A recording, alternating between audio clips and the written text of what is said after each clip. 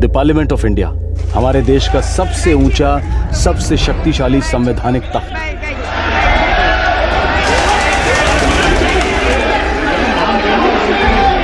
एक ऐसा महत्वपूर्ण स्थल जहां सारे देश की नियति लिखी जाती है, कानून बनाए जाते हैं, फैसले किए जाते हैं।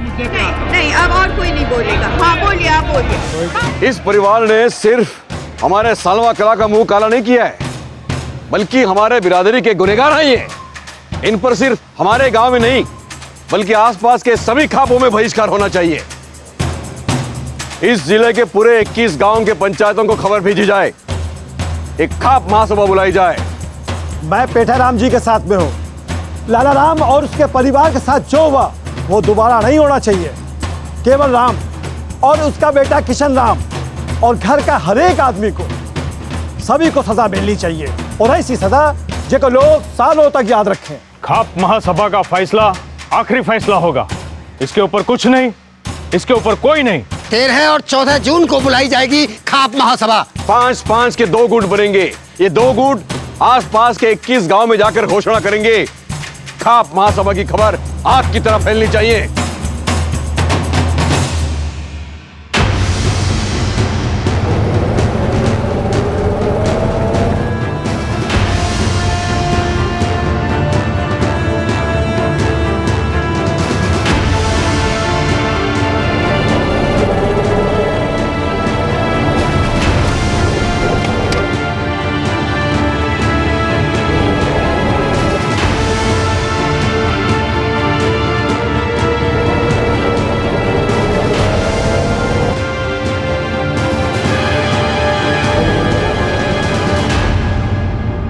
देखना दुलारी, केवल राम और उसके बेटे किशन को कैसा करारा जवाब मिलता है। हमारी अस्मिता के साथ धोखा किया ना, जिंदगी भर भुगतेंगे।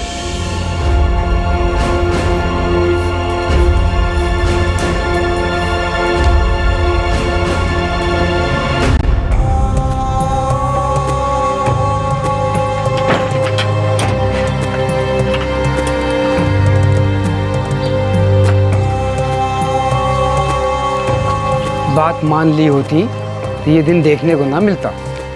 अच्छा, राम राम मनमोहन जी। राम राम भाई, राम राम।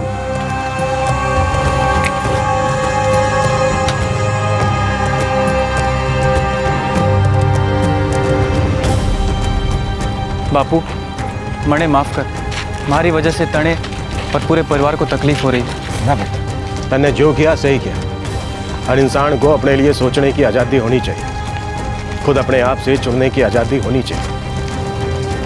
अपने आप के लिए सोचना और अपनी सोच के आधार पर फैसला करना, यह हमारे देश के हर नागरिक का संवैधानिक अधिकार है। लेकिन क्या हमारे देश का संविधान सारे भारत में लागू होता है? राजस्थान के सलवा कला गांव ने एक जिले की खाप महासभा बुलवाई थी, जहां केवल राम, उसके बेटे किशन राम और उनके पूरे परिवार के भविष्य का निर्णय लिया जाने वाला था।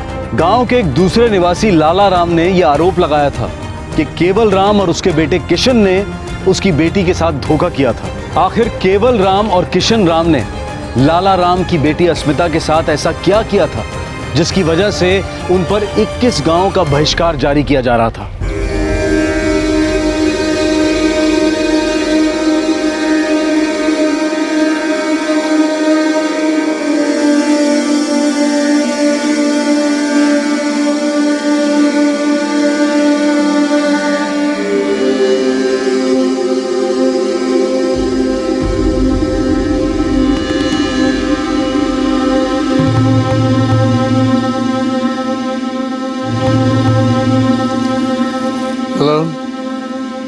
आपके पिताश्री मेवालाल राम अब नहीं रहे।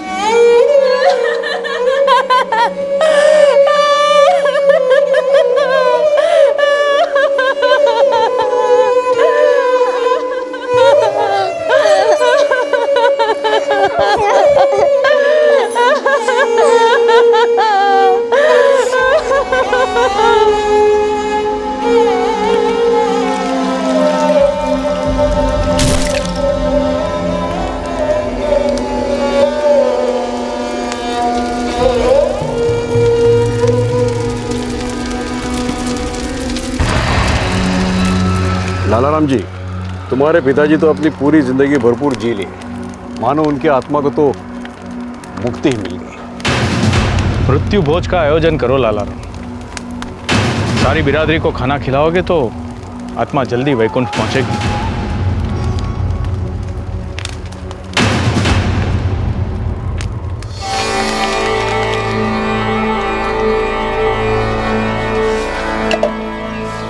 अरे छोरो, यहाँ यहाँ केवल किशन आप। जी बापू। ये ये छुट्टी में खा लेना और खूब मन लगा कर पढ़ना दोनों, हैं? क्या समझे? समझ गए बापू। जाओ। बापू, मन्ने हाईवे के पेट्रोल पंप पे नौकरी मिली है, कर लूं के? कैसा काम है छोरे? बापू, अटेंडेंट की नौकरी है और पैसे भी ठीक ठाक दे रहे हैं, और जो मेहनत करूंगा ना तो आगे बढ़ सकूंगा। ठीक है, जो धन्य करना है कर ले। हर इंसान को अपनी जिंदगी का फैसला करने का हक है। राम राम केवल राम जी। अरे राम राम लाला राम जी, राम राम। आइए आइए। ये पुरजी, इसमें सब कुछ लिख दिया है। मृत्यु भोज करवा रहे हैं? जी हाँ। सोच रहा हूँ मृत्यु भोज के अवसर पर मेरी दूसरी छोरी अस्मिता, उसका ब्याह करा दूं। बापूजी की आत्मा को शांति मिलेगी। अरे ये तो बहुत अच्छी बात है लाला राम जी। मैं सोच रहा था कि थारा दूसरा छोरा किशन और हमारी छोरी अस्मिता, क्या सोचते हो? बहुत बढ़िया लाला राम जी, बहुत बढ़िया। बहुत अच्छी जोड़ी रहेगी दोनों की। आपको मंजूर है? हाँ हाँ बिल्कुल मंजूर है, क्यों मंजूर नहीं होगा है? और फिर अस्मिता बिटिया तो इतनी अच्छी छोरी है। बहुत बहुत धन्यवाद, बहुत बहुत धन्यवाद। लाला राम जी। मारे ससुरा जी ने कह दो सोनारी नथनी लाजो, मारे ससुरा जी ने कह दो सोनारी नथनी लाजो। अरे इसो किसो बरबूटो मारे सारो जो बन लुटो, मारे गोदा ले लो छे रावण के लाजो बरबूटो।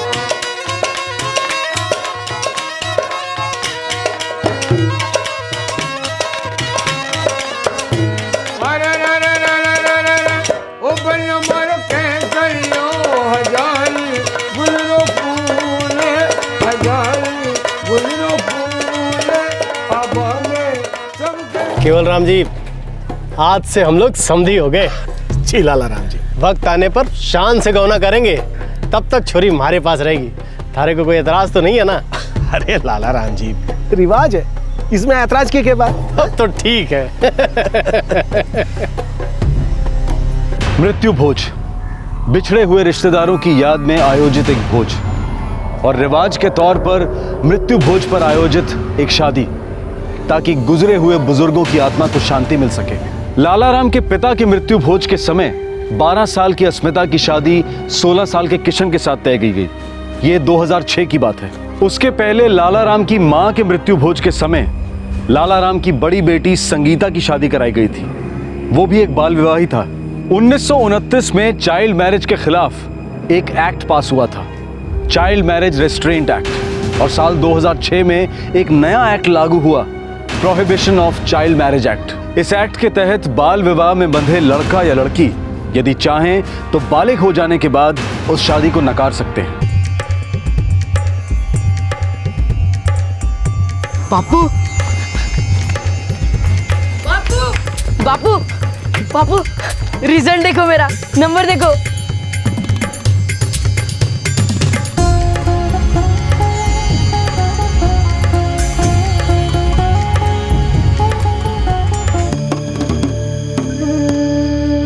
रोज यहाँ से जोधपुर कैसे जाएगा किशन? थक जाएगा छोरे। अरे नहीं अम्मा, मैं रोज अप डाउन ना करूँगा। जोधपुर में हम 4 दोस्त मिलकर एक कमरा ले रहे हैं किराए पर। सुन किशन, तू वहाँ जाकर मन लगाकर पढ़ाई करना और पैसे की चिंता बिल्कुल मत करना। अगले महीने से मैं पेट्रोल पंप पर लग जाऊँगा और फिर हमारी आमदनी भी ठीक ठाक होने लगेगी। हाँ बेटा, हम सब चाहते हैं कि तू खूब पढ़ाई करे और तुझे देखकर जीवन भी अच्छे नंबर लाएगा ना? कॉलेज की पढ़ाई पढ़ने के बाद वापस जरूर आना छोरे, ये नहीं कि उधर शहर का होके रह जाए। जोधपुर कौन सा दूर है यहाँ से? अपने स्टाइल में आवाज लगाएगी तो मैं सीधा यहाँ पर आ जाऊंगा।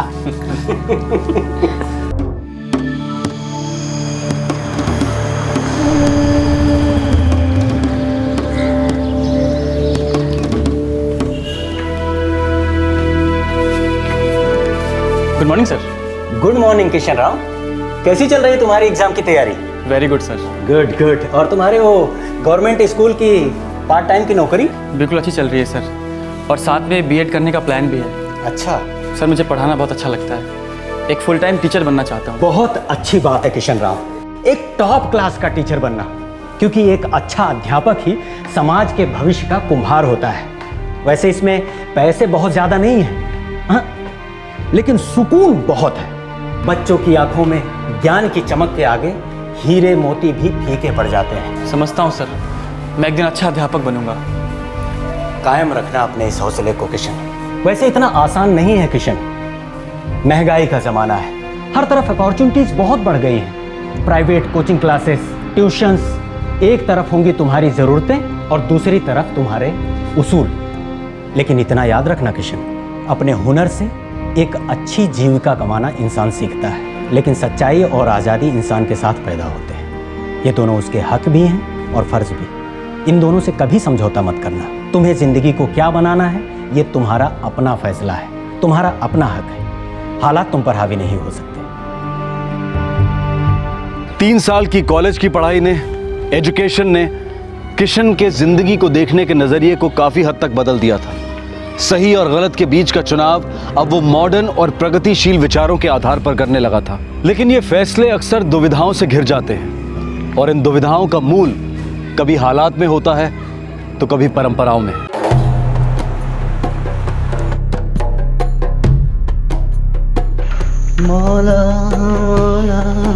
अबे किशन, क्या हुआ? सुबह से साइलेंट फिल्म का दुखी हीरो बना हुआ है, कुछ हुआ है क्या? नहीं यार, कुछ नहीं हुआ। कुछ तो हुआ है, मुझसे छिपाएगा? चल बोल। अरे नहीं यार, ऐसा कुछ नहीं हुआ। अबे ऐसे कैसे नहीं है भाई? बीए में मेरिट लिस्ट में आया तू, बीएड में बिना डोनेशन का दाखिला मिल गया तुझे, सरकारी स्कूल में ऑलरेडी पढ़ा रहा है जहाँ परमानेंट तुझे होना ही होना है। उधर गांव में माँ बाप भी खुश है। अबे और क्या चाहिए? अब जिस तरह से तूने चेहरा लटकाया हुआ है ना भाई, इसका तो एक ही मतलब है। क्या मतलब है? कन्या, लड़की, इंग्लिश में बोलो गर्ल। तू ना प्यार व्यार के चक्कर में पड़ गया भाई। केसरिया बालम पधारो मोरे देश जी, पधारो मोरे देश जी।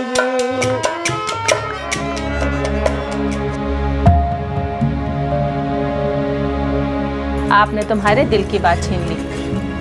अगले सावन में संगीता का गाना है, जो साथ में अस्मिता का भी हो जावे ना तो हम तीरथ करावे। देखते देखते कितने साल बीत गए, है ना? कितनी बड़ी हो गई हमारी गुड़िया। राम राम केवल राम जी। राम राम लाला राम जी, राम राम। आइए आइए।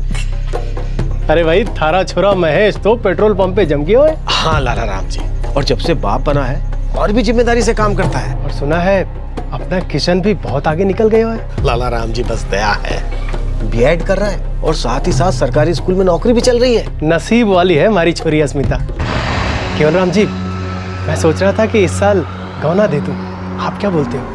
हाँ लाला राम जी, पर बीएड करने तक रुक जाते तो बेहतर होता। वो गांव लौट आए तो अपनी जिम्मेदारी उठा सकेगा। थारी बात बिल्कुल सही है, लेकिन जितना जल्दी हो सके करिएगा। छोरी की उम्र हो गई है, जितना जल्दी परिवार शुरू कर दे उतना सबके लिए अच्छा हो जाएगा। हाँ बात तो ये भी ठीक है। बस गौने की ही बात करने आया था। जैसे ही तारीख पक्की हो जाए खबर कर दीजिएगा। राम राम लाला राम जी। राम राम।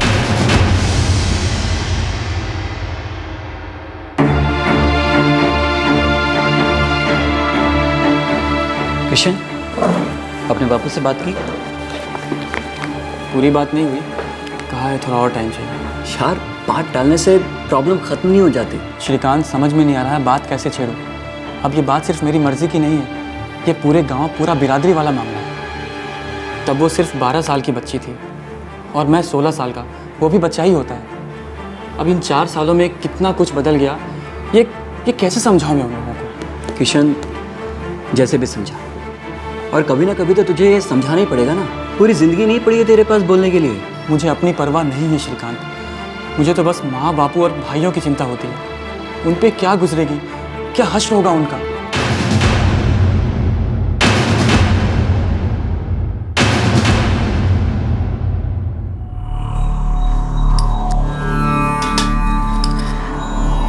तो क्या कह रहा है किशन अब? कुछ बता ही नहीं रहा है, बात को जलेबी की तरह गोल गोल घुमा रहा है। बापू कहीं अपना किशन बदल तो ना गए हो? मैं तो पहले ही कहती थी शहर भेजोगे छोरे को पढ़ने के लिए तो शहर की हवा लगनी ही लगनी है। पड़ गया होगा किसी शहर की छोरी के चक्कर में, माथा घुमा दिया है इसका। महेश की अम्मा, ऐसी कोई बात होती तो किशन हमसे जरूर बताता। अभी तो कह रहे थे कि जलेबी की तरह गोल गोल बात कर रहा है, कुछ बता ही नहीं रहा है। अरे सुनो तो, अब बात कीजिए उससे, चुप रहने से बात बिगड़ेगी ही। जाने हूं ये बात नहीं करेंगे। हे महेश, अब तू ही समझा किशन को, अगर उसने जरा सी भी गलती करी तो हमारी 7 पीढ़ी को भुगतना पड़ेगा।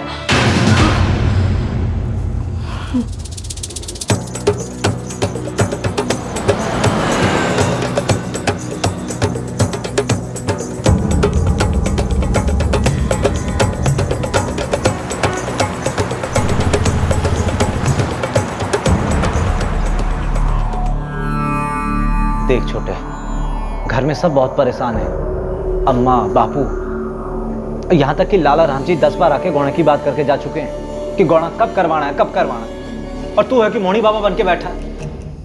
भैया मुझे कुछ समझ में नहीं आ रहा है, क्या कहूँ कैसे कहूँ? कोई छोरी वोरी है के? ना भैया। फिर के बाद मुझे ठीक नहीं लगता है भैया। क्या क्या ठीक नहीं लगे तुमने? यही बचपन की शादी वगैरह, मुझे सोचने का थोड़ा वक्त चाहिए भैया। अरे छोटे, इसमें सोचने ऐसा क्या है? थारी शादी हो गई अस्मिता के साथ। अरे हमारे घर की बहू है और थारी बीवी है वो। छोटे मान जा, घर आ जा, जिद ना कर। देख गौड़ा हो जाने के बाद सब ठीक हो जाएगा। भैया शादी बचपन में हुई थी, तब मुझे मेरी मर्जी मालूम भी नहीं थी। अब बड़ा होने के बाद थारे को थारी मर्जी मालूम चल गई और तू घर वालों का फैसला ठुकरा रहा। फैसला घर वालों का था, इसलिए इतना सोच रहा हूँ। देख छोटे, बापू ने जुबान दे दी है और तूने भी तो 7 फेरे लिए थे उसके साथ, मांग में सिंदूर भरा था उसकी। अरे थारी बेबी है वो, और इनमें से कोई बात बदलने वाली ना है छोटे। मैं थारे से हाथ जोड़ता। ना भैया। देख छोटे, ऐसा कोई भी काम ना करियो जिससे थारी जिंदगी बर्बाद हो जाए, और थारे साथ साथ हम सबकी भी जिंदगी बर्बाद हो जाए।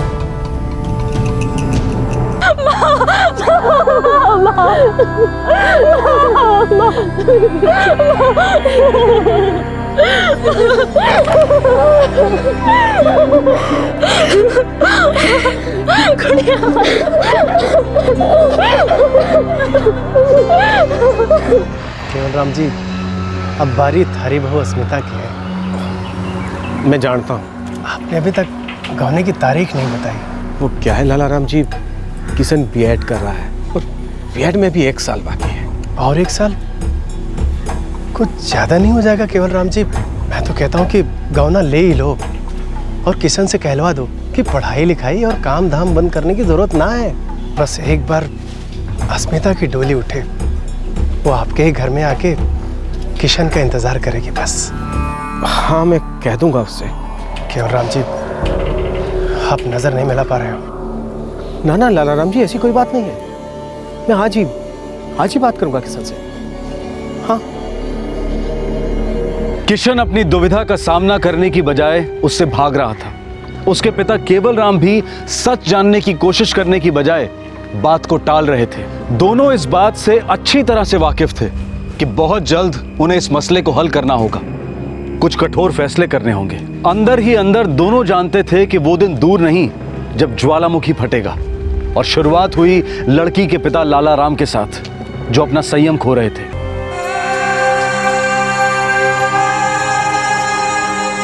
पता नहीं क्या समझते हैं अपने आप को। बहुत हो गई टालने की नौटंकी। आज तो मैं तारीख पक्की करके ही रहूंगा।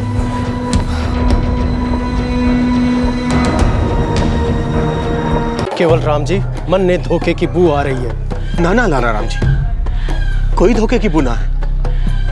आप बस एक बार हमारी बात सुन लीजिए। समझी हूं आपका, ऊपर से लड़की का बाप।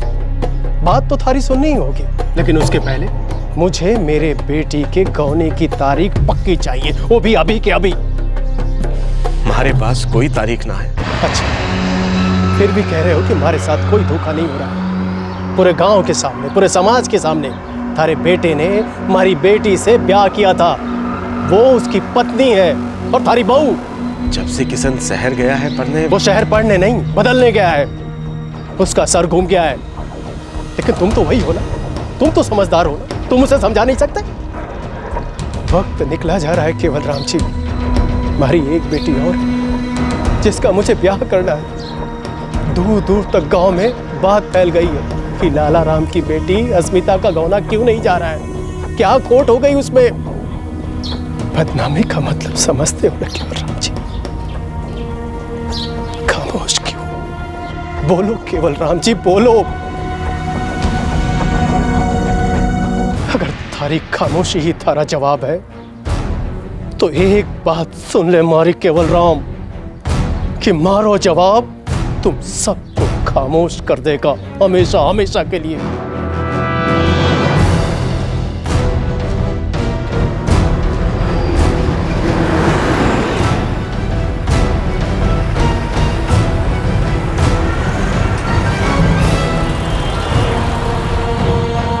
स्वतंत्र विचार, फ्री थिंकिंग, ये एक सिद्धांत है, एक बहुत ही पुराना तत्व। आज से 2500 वर्ष पहले गौतम बुद्ध कह गए कि लिखा हुआ शब्द, रिवाज, अफवाह और प्रवचन, इन सब से बड़ा होता है इंसान का विवेक और उसकी बुद्धि। किसी भी बात को सिर्फ इसलिए मत मानो कि वो किसी किताब में लिखा गया है, और किसी भी कार्य को सिर्फ इसलिए मत करो कि वो कोई रिवाज है या कोई परंपरा। हर सोच, हर कार्य को अपनी जिंदगी में आजमाओ, और अगर तब लगे कि उस कार्य को करने से आपका और आपके समाज दोनों का हित है तो उसे अवश्य अपनाओ। पर अगर आपकी चेतना उस कार्य को करने से नामंजूर कर दे तो उसे बड़े निडरता से नकार दो। सर, चेतना का मतलब क्या होता है? चेतना चेतना का मतलब होता है अपने अंतरात्मा की आवाज। वो आपको बताती है कि क्या सही है और क्या गलत।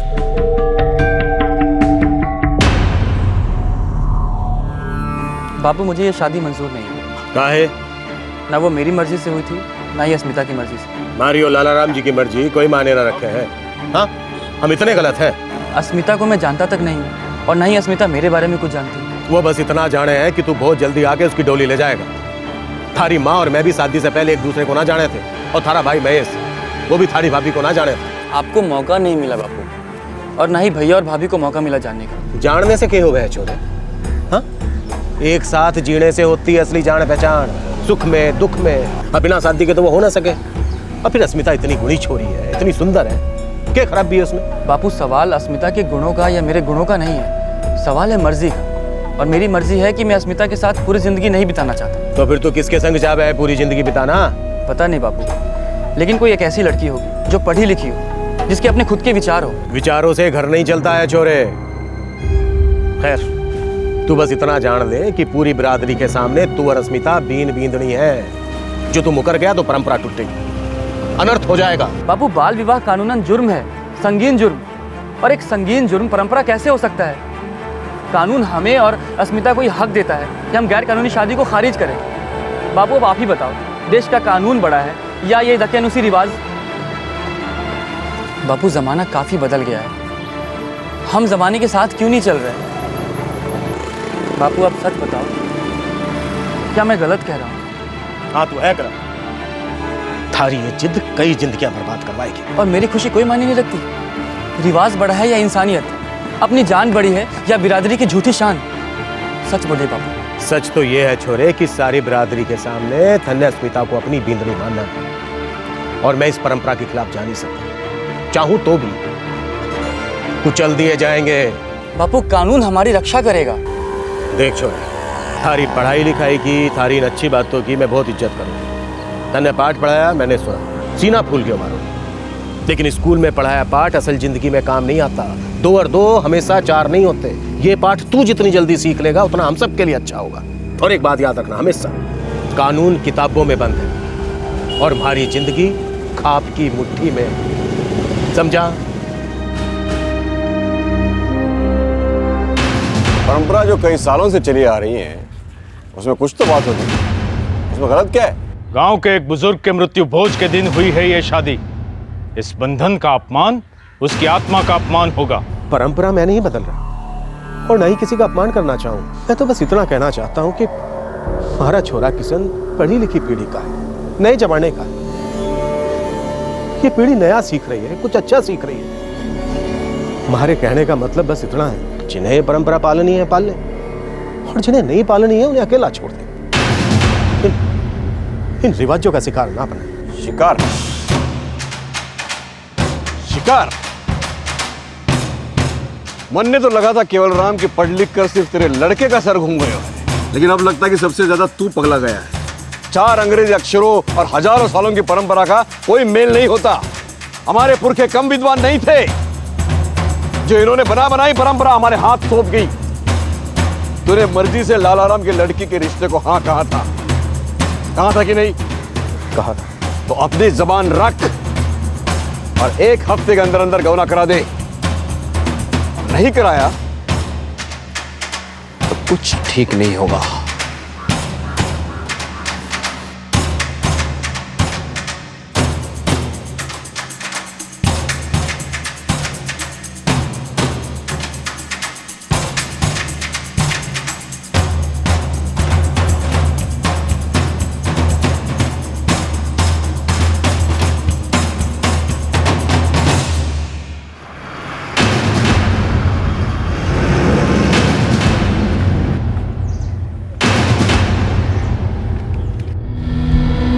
लाला राम जी से मैं बात करूंगा, उन्हें समझाऊंगा। हाँ हाँ, सारी दुनिया को समझाने की बुद्धि लेकर आया तू जोधपुर से। हम सब तो अनपढ़ गंवार हैं। सारा गांव अंधकार में डूबा है, तू मसीहा बनकर रोशनी दिखाएगा हम सबको। अरे क्रांति लाएगा, है ना? अम्मा, मुझे कोई क्रांति नहीं लानी। मुझे तो बस एक ऐसी पत्नी चाहिए जो पढ़ी लिखी हो, जो मुझे फैसले करने में मदद करे, सही मायने में अर्धांगिनी हो। अम्मा, मुझे आजाद जिंदगी जीनी है, तलवार की नोक पर नहीं। ए छोटे, जिंदगी तो बहुत दूर की बात है। मन्ने तो ये बता, जे लाला राम जी ने थारे पढ़े लिखे ज्ञान को ठुकरा दिया, थारी कोई बात ना मानी, फिर क्या कर लेगा तू? बोल क्या कर लेगा? किशन, थाने जो ठीक लगा तू वो कर। थारी बात हमारी समझ में तो ना थी, लेकिन है तो सच, कड़वाई से। बेटा, मैं इन परंपराओं को मानूं, लेकिन मैं इस बात को भी मानूं कि परंपरा दिल से अपनानी चाहिए, जबरदस्ती नहीं। धन्य अपनी जिंदगी का फैसला करने का हक है, हम सबको होना चाहिए।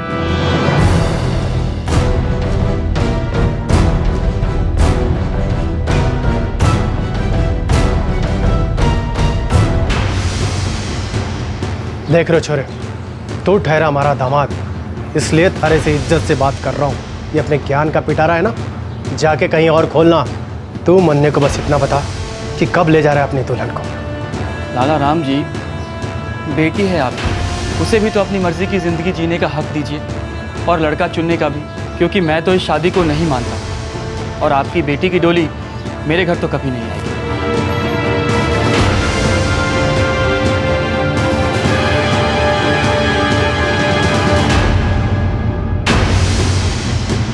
ना, ये हो ही नहीं सकतो। अरे पर हो गयो है। केवल राम और किशन राम ने तो हद ही कर दी। आज ये 2 हैं, कर ना जाने कितने खड़े हो जाएंगे। सारे घोड़ा खड़ा के घर वापस भेज देंगे। ये बाप बेटे दोनों को सबक सिखाना जरूरी है। यूं परंपरा कोई तोड़ नहीं सकता, ये तो गांव में अनर्थ हो जाएगा।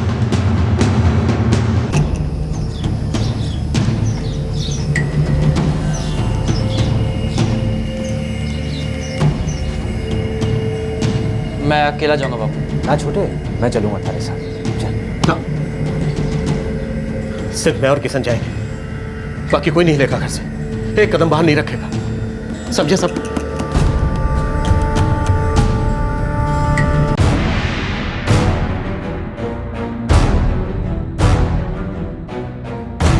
तुम्हारे को बताया गया था कि 25,000 का दंड देना होगा, जो मैं अपने साथ लाया हूं। और मैंने पहले ही बतला दिया था कि अस्मिता के साथ हुआ बाल विवाह मुझे खारिज करना है। लाला राम सिर्फ पैसे नहीं चाहते, वो चाहते हैं कि उनकी बेटी अस्मिता का गौना हो और तुम्हारा परिवार उसे बहू बना ले। लेकिन मुझे मंजूर नहीं है। 6 साल पहले केवल राम ने मुझे जुबान दी थी और मैंने उसे अपनी बेटी विवाह आप सभी लोगों के सामने हुआ है। बाल विवाह हुआ? बाल तुम दोनों थे, विवाह हम परिवारों के बीच में हुआ था। लाला राम जी, ये कोई पहली बार ना है जब बचपन की शादी टूटी है। आप पैसे कबूल कीजिए और मामले को खत्म कीजिए। और 25,000 देने का भी कोई मतलब नहीं बनता, क्योंकि बाल विवाह कानूनन जुर्म है और सरकार की नजरों में ये शादी नहीं गुनाह है। और आप सभी गुनहगार हैं जो इस शादी में शामिल हुए थे। कानून झाड़ोगे हम पर? कानून झाड़ोगे? शादी खारिज करना चाहते हो तुम? तुम्हें जुर्माना देना होगा पंचायत को, वो भी 25,000 नहीं, 6 लाख और 30,000 और कबूतरों को खिलाकर अपने पाप धुलवाने के लिए। पाप? मैंने कोई पाप नहीं किया है। हमारे पास इतने पैसे ना है, बस ये 25 ही है। कहीं ना कहीं से तो इंतजाम करना होगा केवल राम, पैसे तो तुम्हें देने होंगे, इसके अलावा और कोई उपाय नहीं। पुलिस के पास तो जा सकता हूँ, इस उपाय से तो कोई रोक नहीं सकता ना मुझे।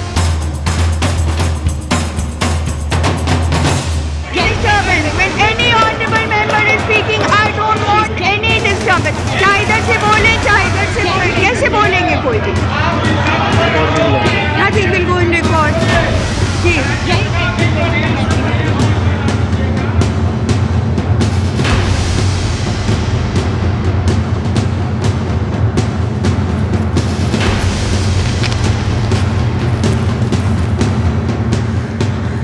अपने पाप धोने का यही एक तरीका है केवल राम। दस्तखत करो केवल राम।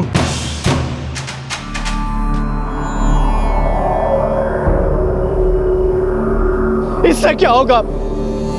इससे हमारी आबरू थोड़ी ही वापस आ जाएगी। मेरी बेटी तो बर्बाद हो गई, हम सब तो लुट गए।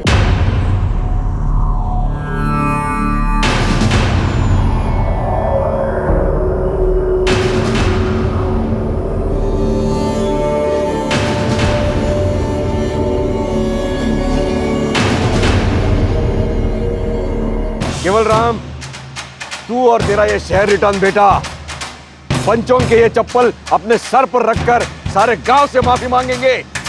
केवल राम और उसके बेटे किशन राम ने हमारी परंपरा को तोड़कर हमारे बिरादरी का घोर अपमान किया है। महापाप से कम नहीं है।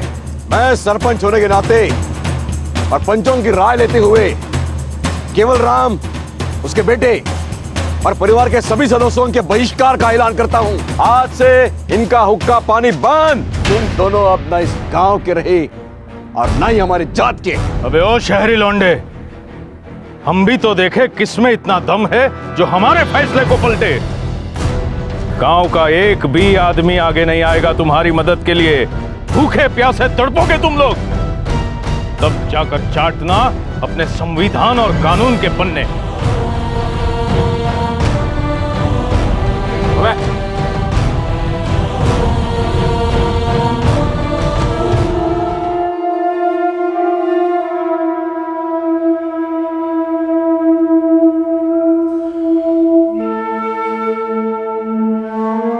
क्या सोचा है आगे के लिए?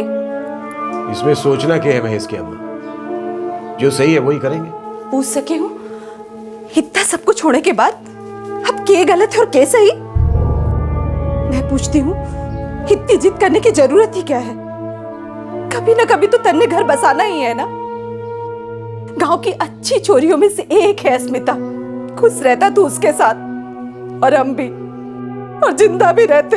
लेकिन नहीं, 4-5 पन्ने क्या पढ़ लिए, हमको तो कुछ अलग कर दिखाना है। मैं पूछती हूँ क्या बिगड़ जाता तेरा अगर उस छोरी ने चुपचाप घर ले आते? लेकिन नहीं, बैठे बैठे सब बर्बाद कर दिया, सब बर्बाद कर दिया।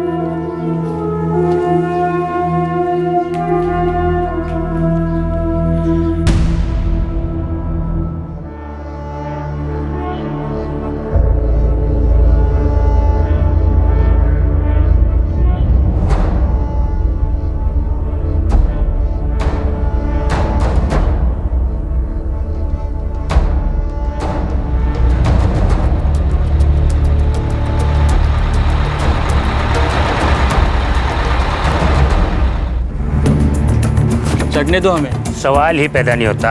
ये सरकारी प्रॉपर्टी है। थारी सरकार हमारी जेब में। जब बुला लिया और चढ़ के दिखाए। अजी भाई जी क्यों हो? झगड़ा किस बात का है? ये दोनों इस बस में नहीं चढ़ेंगे, पंचायत को हुक्म है। हुकुम नहीं, दादागिरी है। कंडक्टर चढ़ने दीजिए हमें। अबे उससे क्या बात कर रहे हो? मारे से कर, मारे उत्ते तू चढ़ेगा ही नहीं। देखो भाई झगड़ा बंद करो, और भी सवारी है। भैया सारी सवारी चल लेगी, लेकिन ये दोनों नहीं चढ़ेंगे। चल रोक कर दिखा, जो करना है कर लो। आओ भैया। देख भाया, सरकारी बस सबके लिए है, कोई किसी को रोक नहीं सकता ऐसे। चाले तुम्हारे गांव से है ना, पर चलाती तो सरकारी है ना। ये थारे गांव की किटपिट थारे गांव में रखो, हमारे बस में नहीं चलेगी ये सब। और ज्यादा जोर जबरदस्ती करी तो ये बस नहीं निकलेगी। ओए लच्छू उतर नीचे।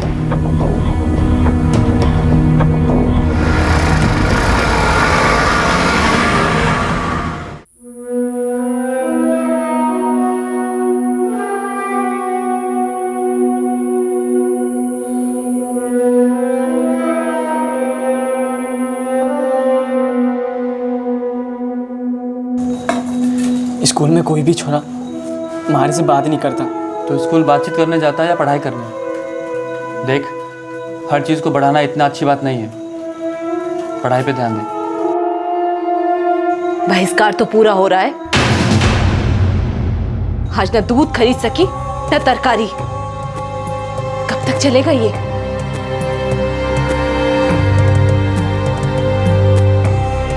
उनका बहिष्कार करने से हमारी अस्मिता के फूटे बाग जुड़ जाएंगे क्या? ये होगा इसका, किसी दूसरे से ब्याह भी नहीं कर सकते। सारी बिरादरी के सामने शादी हुई है इसकी, सारी जिंदगी यहीं पड़ी रहेगी क्या?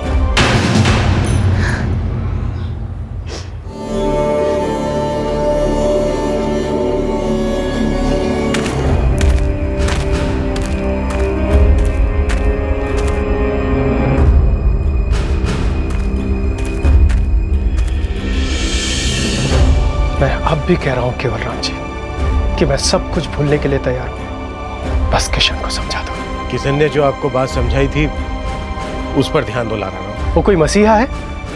अब देखना उस सोले पर कैसे चढ़ेगा। मौत के लिए भीख मांगोगे, भीख।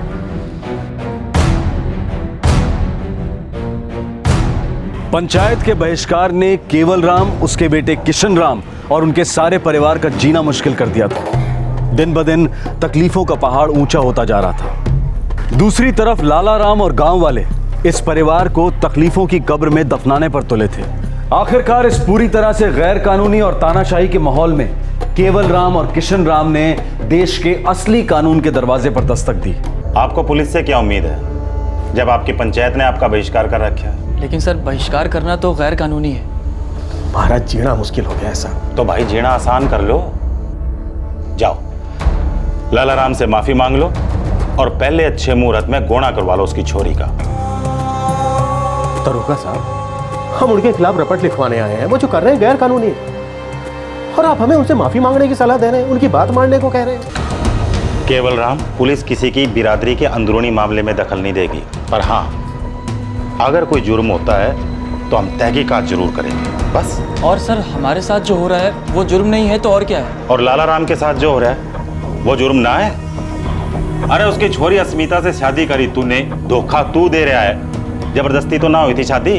क्यों केवल राम, थारी तो पूरी मंजूरी थी ना, फिर जुर्म कौन कर रहा है? अंदर तो तुम लोगों को करना चाहिए। देख भाई केवल राम, सीधा सा हिसाब है, तो हम हो एक बिरादरी से बंधे हुए। अगर उस बिरादरी में रहना है तो उसके तौर तरीके तो अपनाने पड़ेंगे कि नहीं?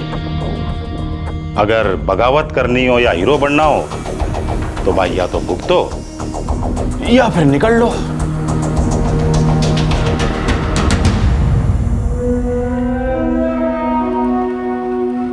अब ये लाला राम और आगे जाएगा, हमें नुकसान पहुंचाने के लिए कुछ भी करेगा। मैं सोच रहा हूँ बापू, हम लोग कोर्ट में शिकायत करते हैं, जोधपुर डिस्ट्रिक्ट मजिस्ट्रेट के पास जाके मिलते हैं। SHO साहब ने तो हमें भगा दिया, मतलब DM साहब हमारी बात काहे सुनेंगे? कोशिश करते हैं बापू, अगर DM साहब हमारी बात नहीं सुनेंगे तो हम कहीं और जाएंगे। कोई ना कोई दरवाजा हमारे लिए जरूर खुलेगा बापू, और सच्चाई हमारी तरफ है, डरने की कोई बात नहीं बापू।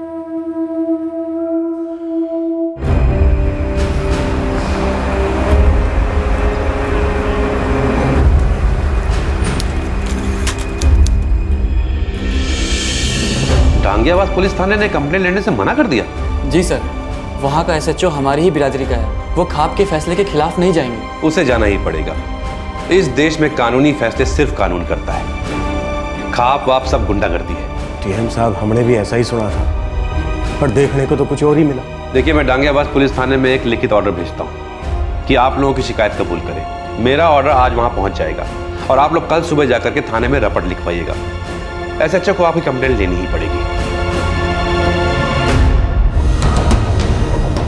सीधे डिस्ट्रिक्ट मजिस्ट्रेट तक पहुंच गए ये।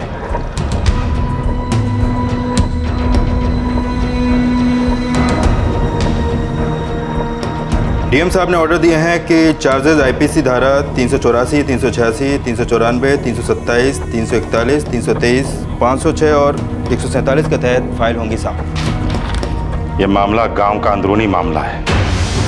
अगर हम इसमें अपने हाथ डालेंगे ना तो हमारे हाथ जल जाएंगे। साहब, केवल राम और किशन राम बाहर बैठे हैं। बैठे रहने दो।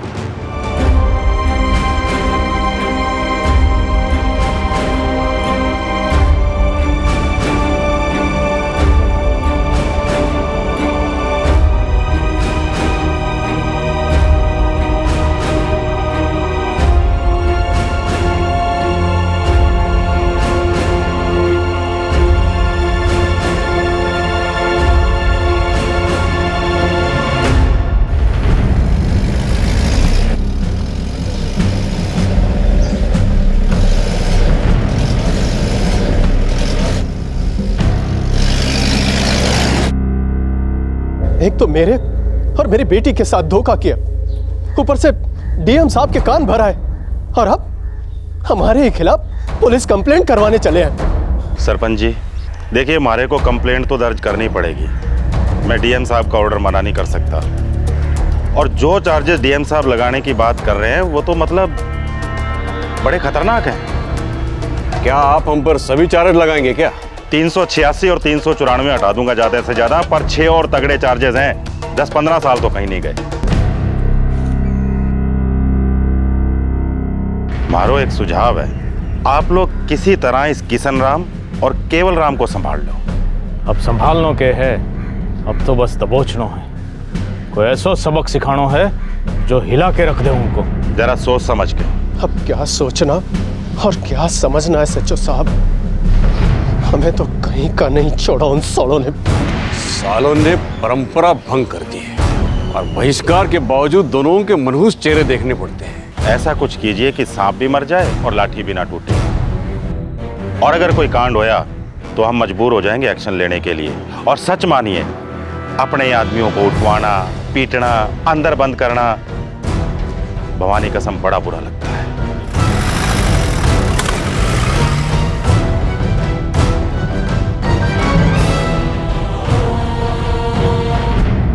हम एफआईआर दर्ज करेंगे। Thank you sir. पर इससे किसी का बाल भी बांका नहीं होगा किशन राम। केस घिसेगा और उससे ज्यादा तुम घिस जाओगे। सर, आप अभी से ऐसा क्यों कह रहे हैं? क्योंकि तुम भी मेरी बिरादरी के हो। अपना समझ के कह रहा हूँ। जात हमारे देश की सबसे बड़ी सच्चाई है छोरे। जात वो खंबे हैं जिन पे सरकारें खड़ी होती हैं। इसलिए जात से पंगा ना ले, चुपचाप जाके समझौता कर ले। कानून और सियासत को बीच में लेके ना। सर, समझौता एक चीज है, लेकिन जबरदस्ती मर्जी के खिलाफ कुछ करवाना दूसरी चीज है। बड़ा मर्जी का पुजारी है तू। ठीक है, ले ली तेरी कंप्लेंट। अब जा, देखते हैं कि तेरी मर्जी तेरे को कहां तक लेके जाती है और क्या क्या दिखाती है।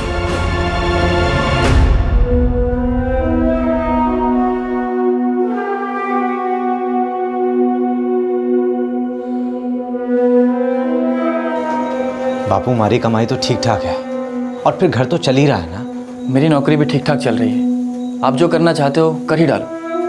अगर तुम दोनों कह रहे हो तो ठीक है, फिर ऐसा ही सही। अब तो पुलिस में भी रपट लिखाया है, शामिल हो जाएंगे इस तमाशे में वो लोग भी, लेकिन एक भी उंगली ना उठाएंगे आपकी तरफ से वो लोग, देखना। जिद नहीं कर रहे हैं महेश भैया।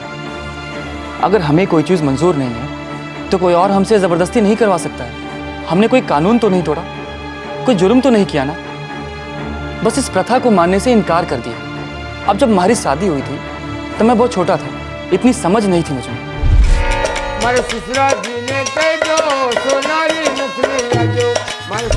भैया, अस्मिता के लिए भी बड़ा दुख होता है। लेकिन इस समस्या का हल नहीं है मेरे पास। सच में कोई हल नहीं है।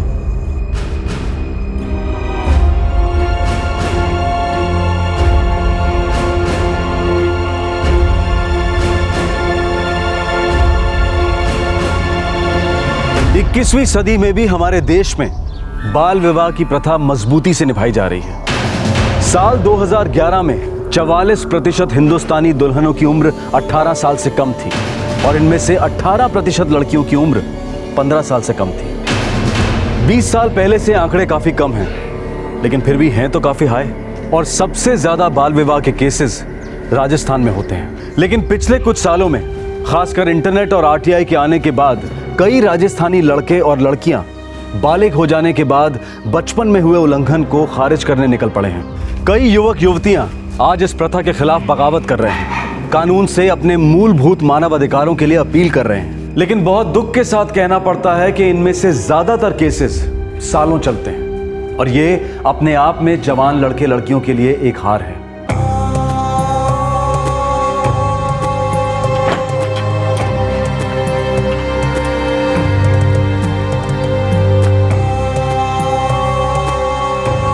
बात मान ली होती तो ये दिन देखने को ना मिलता।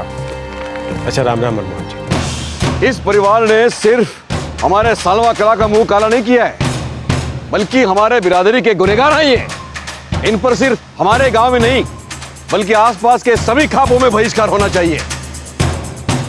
इस जिले के पूरे 21 गांव के पंचायतों को खबर भेजी जाए, एक खाप महासभा बुलाई जाए। मैं पेठा राम जी के साथ में हूँ। केवल राम और उसका बेटा किशन राम और घर का हर एक आदमी को, सभी को सजा मिलनी चाहिए। खाप महासभा का फैसला आखिरी फैसला होगा। 13 और 14 जून को बुलाई जाएगी खाप महासभा। 5-5 के 2 गुट बनेंगे। ये 2 गुट आसपास के 21 गांव में जाकर घोषणा करेंगे। खाप महासभा की खबर आग की तरह फैलनी चाहिए।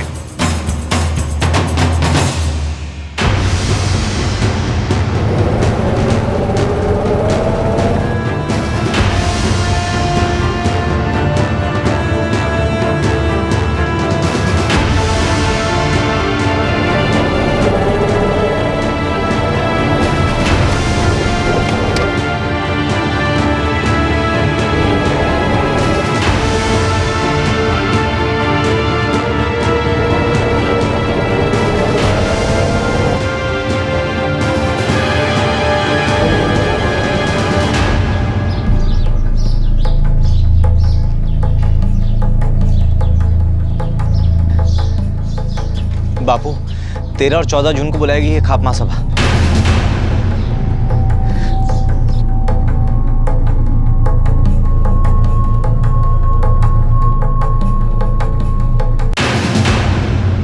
वो लोग हम पर जानलेवा हमला भी कर सकते हैं साहब। बिल्कुल कर सकते हैं, इसलिए कहा था समझौता कर लो, वरना सिर पे तो मर्जी का भूत सवार था। देख केवल राम, पढ़ाई लिखाई होती है नौकरी पाने के लिए, पर तेरा छोरा तो लीडरी पे उतरे आया। अगर जाति के हित की बात करता ना तो कल को मंत्री बन सकता था, पर ना, कॉलेज की डिग्री ने इसमें इतना गुरूर भर दिया कि सीधे जाति के गिरेबान पे हाथ डाल दिया। और श्रीमान BA B.Ed मिला के आज थारा सारा परिवार घुटनों के बल रेंग रहा है। सर हमारा तो ये हक बनता है कि आप हमें प्रोटेक्शन दें। और थारा फर्ज था कि बिरादरी का मान रखो, अपने किए पे शर्मिंदा हो, माफी मांगो, समझौता करो। अगर ये सब फर्ज निभाए होते ना, फिर हक की बात करता। और एक बात कान खोल कर सुन लो तुम लोग, थारी सुरक्षा में हम कुछ नहीं करेंगे, समझ गए? हम कुछ ना करेंगे। खाप महासभा हमारे लिए दिल्ली की पार्लियामेंट से कम ना है, शायद उससे भी ऊंची है। और वहां पे किया गया हर फैसला पत्थर की लकीर होगा। किशन राम, तैयार हो जा सजा के लिए, और थारे किए की सजा ना जो थारा सारा परिवार भुगतेगा, देख लियो।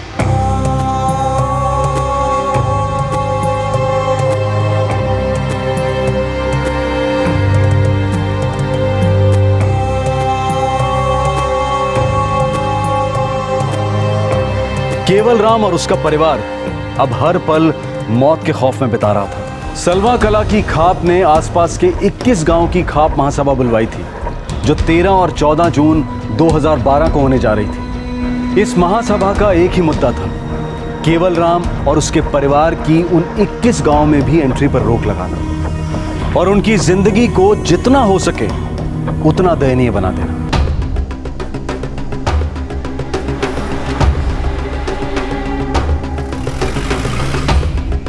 आप ही बताइए डीएम साहब, अब हम क्या करें? गांव की पंचायत ऐसा फैसला कैसे कर सकती है और पुलिस इस बात पे चुप है? चुप नहीं है सर।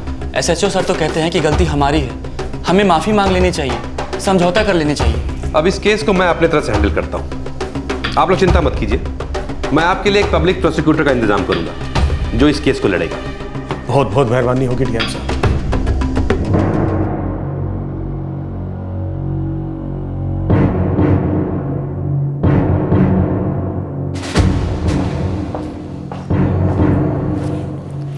हेलो एसएचओ साहब, एडवोकेट अजय सिंह राठौर बोल रहा हूँ। मेरे क्लाइंट केवल राम और किशन राम को गांव की पंचायत से जान का खतरा है। आपसे रिक्वेस्ट है कि आप उन्हें पुलिस प्रोटेक्शन प्रदान करें। किस बात को लेकर खतरा है जी आपके क्लाइंट को? सलवा कला गांव में खाप महासभा बुलाई जा रही है। पूरे इलाके में इस बात की चर्चा गर्म है। आपको शायद इस बात की पूरी जानकारी हो। हाँ, हम सब कुछ जानते हैं, आप निश्चिंत रहिए, हम सब कुछ संभाल लेंगे, कोई गड़बड़ नहीं होगी। जय भवानी।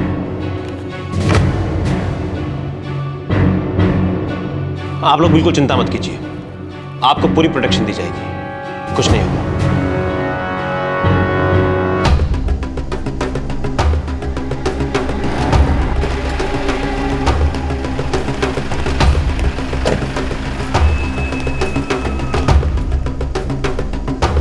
ये हो क्या रहा चांदना? ना तो महासभा कैंसिल हुई और ना ही केवल राम और किशन राम को पुलिस प्रोटेक्शन मिली।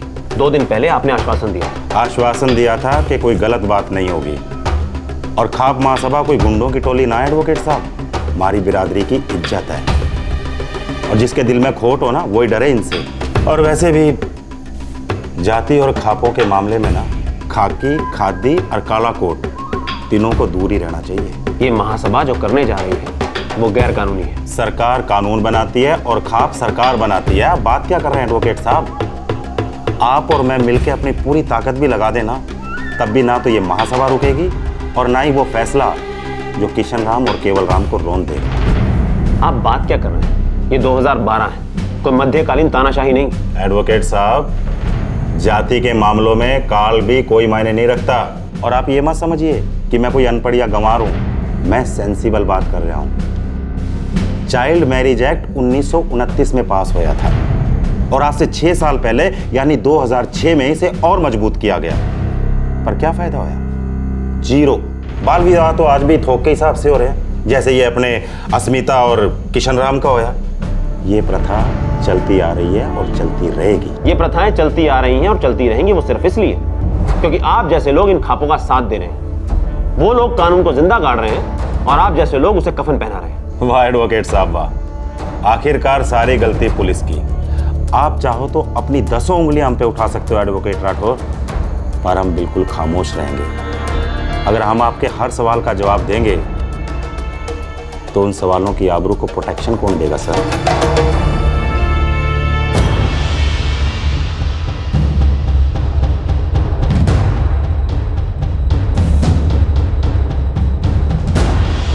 चाचा, सभी गांवों में खबर फैला दी है और सभी पंचायतों को न्योता गया है, सभी ने स्वीकार भी किया। 13 और 14 जून को सलवा कलांट चमक उठेगा। बहुत बढ़िया। इस चमक की रोशनी सारे गंदगी को जलाकर राख करे, बिरादरी की इज्जत भी बनी रहेगी। बहुत बढ़िया।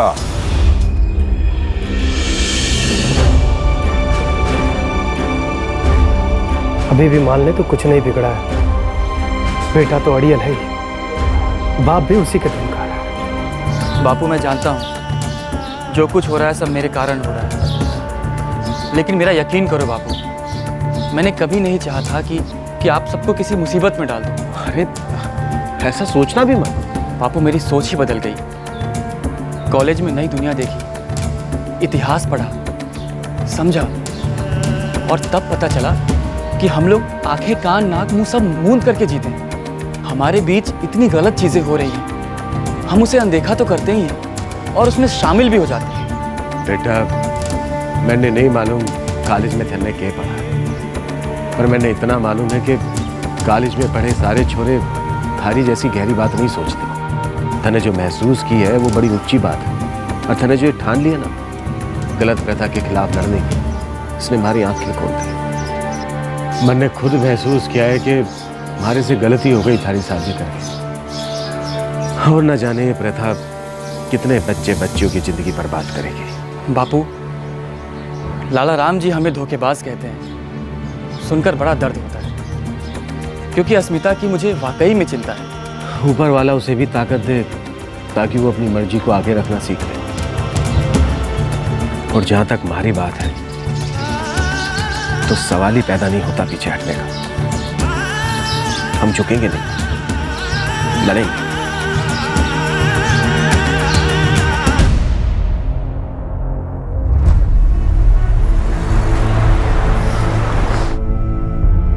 आदरणीय मंत्री महोदय, मैं आपको एक बहुत ही सीरियस सिचुएशन के बारे में इत्तला करना चाहता हूं, जो जोधपुर जिले के सलवा कला गांव में तूल पकड़ रही है। इसका ताल्लुक केवल राम नाम के एक आदमी और उनके बेटे किशन राम से है, जो सलवा कला गांव के निवासी हैं। इस गांव की पंचायत ने खाप महासभा बुलाई है।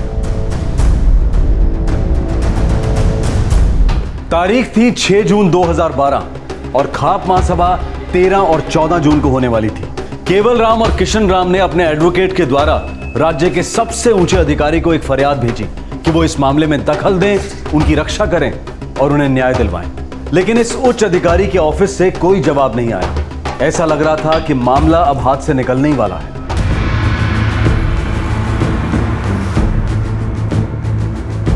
योर ऑनर, मैंने जो रिट पिटीशन फाइल की है इसे आप मैटर ऑफ अर्जेंट नोटिस समझकर एक्सेप्ट करें। इसमें मैंने तमाम डिटेल्स फाइल की हैं जो सलवा कला गांव में हुई हैं या फिर होने जा रही हैं। सर, ये मामला है इस गांव के एक व्यक्ति किशन राम का, जिसने बाल विवाह की प्रथा का विरोध किया है, जो उसके और लाला राम की बेटी अस्मिता के बीच हुआ था। उस वक्त किशन 16 साल का था और अस्मिता 12 की। अब किशन ये शादी खारिज करना चाहता है। इसके विरोध में लड़की के पिता लाला राम और गाँव की पंचायत ने किशन राम, उसके पिता केवल राम और उनके पूरे परिवार के खिलाफ बहिष्कार का फतवा जारी किया है। योर ऑनर, अब पंचायत ने 13 और 14 जून को 21 गांव की खाप महासभा बुलाई है, जिसमें किशन राम और उसके परिवार के खिलाफ और भी भयंकर फतवे जारी होने के पूरे आसार हैं। योर ऑनर, किसी भी परिवार का सोशल बॉयकॉट या उन्हें धमकियां देना पूरी तरह से इलीगल है, अनकॉन्स्टिट्यूशनल है। किशन राम के परिवार की जान को खतरा है। मेरी अदालत से दरख्वास्त है कि वो इस मामले में जल्द से जल्द उचित कार्रवाई करें।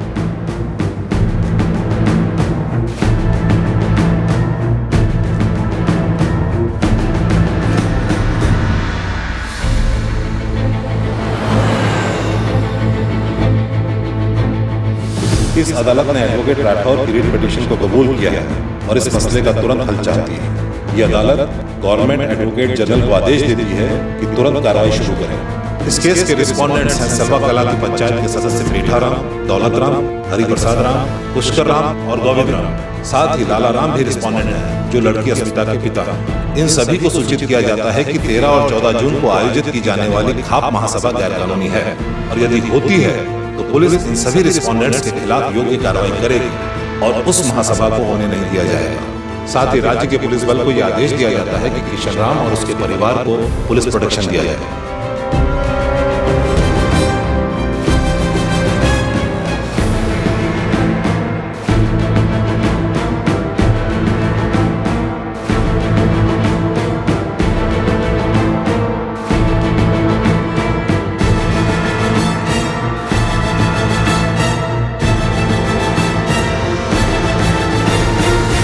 लड़ाई अभी खत्म नहीं हुई बापू, अभी दिल्ली बहुत दूर है। हाँ बेटा, लेकिन हम रुकेंगे नहीं, हार नहीं मानेंगे, लड़ते रहेंगे। खापों की महासभा हुई नहीं। 13 और 14 जून 2012 को किशन राम और उसके परिवार को पूरा पुलिस प्रोटेक्शन मिला। इस वक्त सलवा कला के पंचों के खिलाफ केवल राम और किशन राम जोधपुर हाई कोर्ट में डटकर केस लड़ रहे हैं। कानून कहता बहुत कुछ है, लेकिन हकीकत उससे कोसों दूर है। ग्राउंड रियलिटी ये है कि हमारे देश के हजारों गांव में पंचायत राज की जगह गुंडा राज चल रहा है। ये खाप कल्चर हमारे देश के गांव को विकसित करने की बजाय 200 साल पीछे ले जा रहा है। पंचायत का काम होता है सरकारी स्कीम्स को गांव वालों तक पहुंचाना, शिक्षा, स्वास्थ्य, विकास और लॉ एंड ऑर्डर पर पूरी तरह से फोकस करना। लेकिन कड़वा सच ये है कि कई ख्वाब देश के कानून का उल्लंघन करते हैं, अपनी तरफ से बेमतलब सनकी और अक्सर क्रूर किस्म के फरमान और फतवे जारी करते हैं। फिर वो चाहे ऑनर किलिंग्स हो या फिर बाल विवाह, एक से एक रिग्रेसिव और खतरनाक रिवाजों को जीवित रखा जा रहा है। अक्सर इन खापों की सारी एनर्जीज औरतों को दबाए रखने में जाती है। लड़कियों के जीन्स पहनने पर पाबंदी, मोबाइल फोन इस्तेमाल करने पर पाबंदी, हाई स्कूल जाने पर पाबंदी। और ये सभी लड़कियां आपकी और हमारे बेटियों की तरह हैं, आधुनिक भारत देश की बेटियां हैं। हर रोज, अभी इस वक्त भी सारे देश में न जाने कितने ग्रामीण नागरिक इन तानाशाहों के सामने अपने घुटने टेक रहे हैं। बहिष्कार, हिंसा और अक्सर मौत भी बिना आवाज किए स्वीकार कर रहे हैं। ये खाप नागरिकों को आतंकित करते हैं, देश के संविधान को नकारते हैं। इन दोनों कारणों से हमारी राय में ये किसी एंटी नेशनल आतंकवादी गुट से कम नहीं है। खापों को इतनी हिम्मत मिलती कहां से? हर क्षेत्र से चुने हुए नेता हैं, एमएलएज, एमपीज, लेकिन फिर भी ये ग्रामीण दहशतगर्दी खुलेआम चलती है। क्या हम इन एमएलएज और एमपीज से इन समाजद्रोहियों की शिकायत कर सकते हैं? क्या हम उनसे अनुरोध कर सकते हैं कि वो अपनी चुप्पी तोड़ें और सामने आकर इन पिछड़ेपन के ठेकेदारों को आड़े हाथों लें? एक मशहूर शेर है, हजारों जवाबों से अच्छी हमारी खामोशी न जाने कितने सवालों की आबरू रखे। हम ये नहीं जानते कि शायर ने यह शेर किस संदर्भ में लिखा था, लेकिन इतना जरूर जानते हैं कि ये पंक्तियां हमारे sovereign, socialist, secular, democratic Republic of India पर लागू नहीं होती। आपसे फिर मुलाकात होगी क्राइम पेट्रोल दस्तक में एक और नए केस के साथ। इस तरह के और भी एपिसोड देखने के लिए हमारे चैनल को सब्सक्राइब करें और बेल आइकन दबाना ना भूलें।